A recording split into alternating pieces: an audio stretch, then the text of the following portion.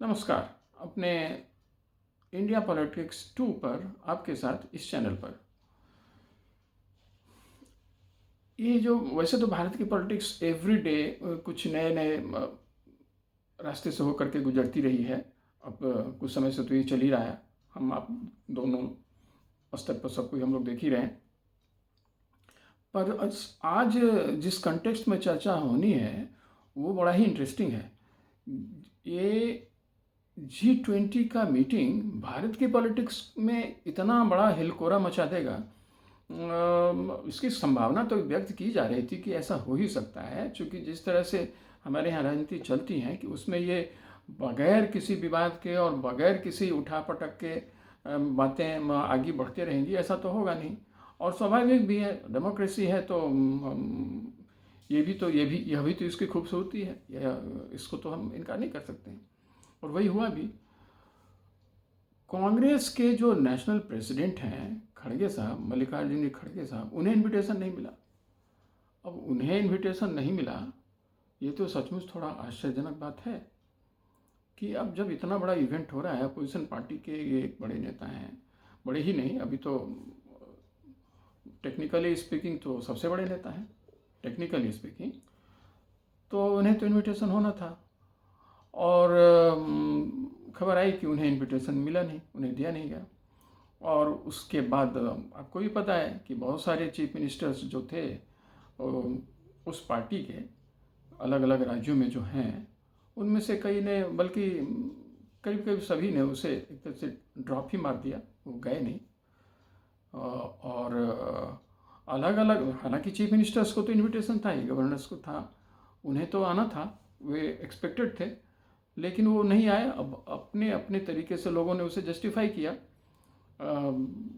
कहा गया, राजस्थान के चीफ मिनिस्टर की ओर से बातें कही गई, जो जैसा कि न्यूज़ में आया पब्लिक डोमेन में, कि वो पूरे हवाई मार्ग बंद थे और उसमें जाना उनके लिए संभव नहीं था। बघेल साहब ने भी कुछ ऐसा ही कहा, हालांकि इसका खंडन हुआ।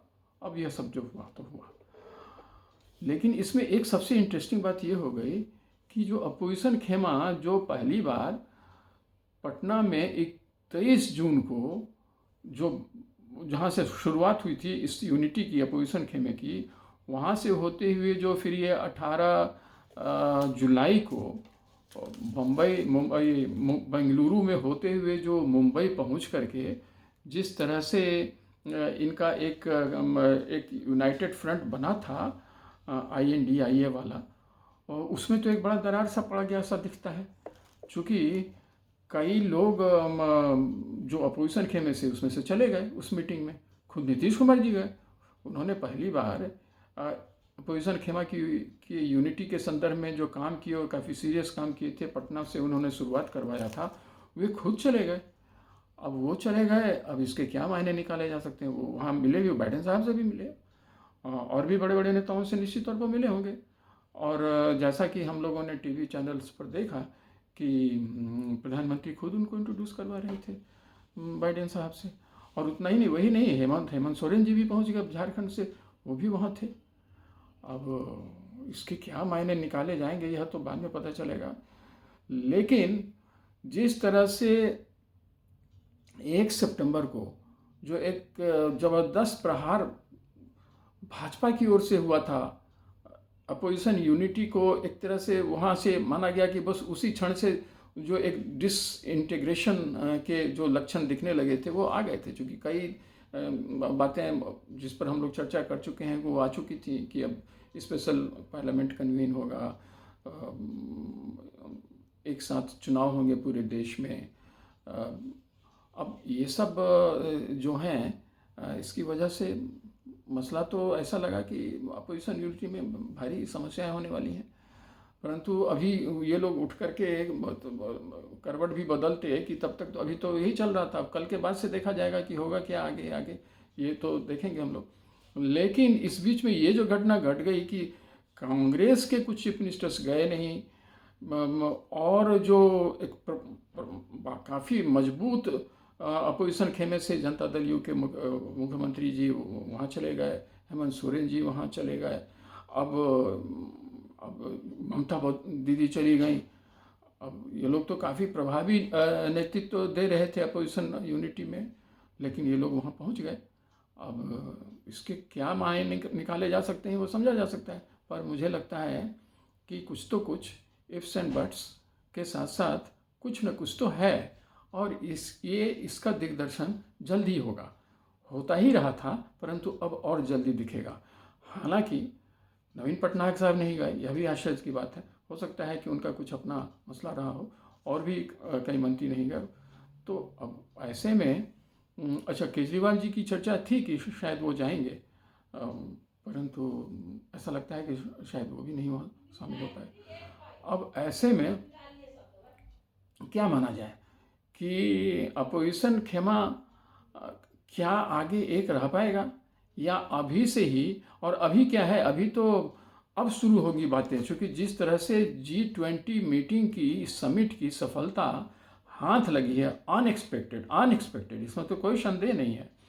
इतनी बड़ी सफलता किसी G20 मीटिंग में इस तरह से देखी नहीं गई थी, पिछले कई सालों से, पिछले कई डिकेड से नहीं देखी गई थी, कि एकदम यूनानिमस, बिना किसी फुटनोट के, बिना किसी स्पेशल कंसिडरेशन के, ये हर एक बिंदु पर सहमति बनी।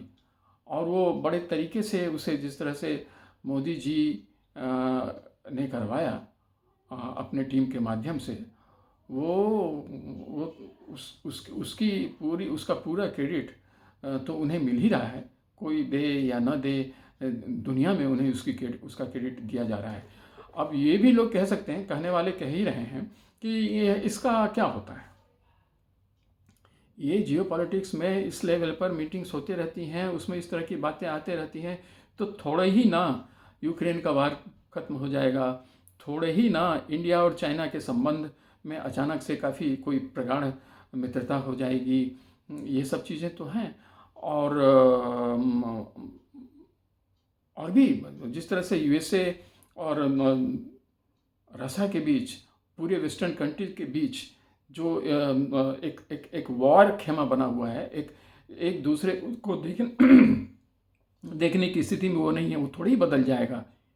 यह बात भी सच है, यह भी माना जा सकता है कि यह होने वाला नहीं है। उसके बाद भी यह जानते हुए कि यह नहीं होगा, नहीं हो पाएगा, और चूँकि यहाँ हमें पता है कि यहाँ इस तरह का कोई भी डिक्लेरेशन या कोई भी ऐसी सहमति बन नहीं सकती है जिसमें किसी एक राष्ट्राध्यक्ष द्वारा भी, मतलब एक कंट्री द्वारा भी, या एक जो वहाँ पार्टिसिपेटिंग ऑर्गेनाइजेशन है उसके द्वारा भी अगर उसमें सहमति व्यक्त नहीं की गई तो यह नहीं हो पाएगा, पास नहीं हो पाएगा। परंतु ऐसा नहीं हुआ। रसा ने भी इसे सपोर्ट किया, चाइना ने भी सपोर्ट किया, और भी सारे देश, सारे जो पार्टिसिपेंट सबों ने इसमें अपनी सहमति दी। यह अनप्रेसिडेंटेड है, और निश्चित तौर पर मोदी जी जिस तरह की राजनीति करते हैं वो इसका तो फ़ायदा उठाएंगे, इसमें कोई शक नहीं है। और ये आने वाले समय में मील का पत्थर साबित होगी, और होना क्यों, स्वाभाविक भी है, क्योंकि अनहोनी को उन्होंने होनी कर दिया है। अब ऐसे में क्रेडिट तो ऑब्वियसली उनके नाम बनता है, इस पर तो कोई शक है नहीं। लेकिन ये बात बस इतने ही पर नहीं रुकने वाली है। मुझे लगता है कि आगे भी जा कर के ये कई तरह की बातों को जन्म देगा, और उसमें ऐसे स्थिति में अपोजिशन को एक बने रहना एक बहुत बड़ा चैलेंज है। आखिर क्या और कैसे नीतीश जी जवाब देंगे, ममता जी जवाब देंगी, या हेमंत सोरेन जी जवाब देंगे, या और भी जो लोग इसमें जिनकी भागीदारी रही अलग अलग तरीके से, वो इसका जवाब देंगे, जो इनके खेमे में है नहीं मोदी जी के साथ। या क्या यह इस बात का कोई द्योतक तो नहीं है कि आने वाले समय में ये लोग अपोजिशन के बजाय इसी खेमे में नजर आ सकते हैं। कोई आश्चर्य नहीं, राजनीति है, यहाँ कुछ भी हो सकता है। There is nothing permanent in politics, या तो कहा ही गया है, no permanent friend, no permanent enemy, and everybody is friend and everybody is enemy. This is how politics runs. ये हर जगह है, लेकिन हमारे यहाँ तो काफ़ी वोकल तरीके से है। मेरा तो यही मानना है कि कुछ मज़ेदार घटनाक्रम बदल सकते हैं। हो सकता है कि नीतीश जी मोदी जी के साथ आ जाएं। हो सकता है ममता जी दीदी का भी प्रहार कुछ ढीला हो जाए। हो सकता है कि हेमंत सोरेन साहब के भी जो कुछ की उनकी भी जो परेशानियां हैं उसमें भी कुछ सुधार हो, और आते आते शायद वो भी साथ हो जाएं। कोई नहीं जानता है, यह संभव है। तो एक बात तो मानना पड़ेगा कि अभी तो जब मोदी जी का प्रहार अब शुरू हुआ नहीं है, अभी तो वो सारी चीज़ें होनी है, स्पेशल पार्लियामेंट होना है, one nation one one election होना है, बहुत सारी चीज़ें होनी है। और अब ये एक नया गुलदस्ता मोदी जी को हाथ लगा है, तो इसे तो वो छोड़ेंगे नहीं, इसका तो भरपूर प्रयोग करेंगे।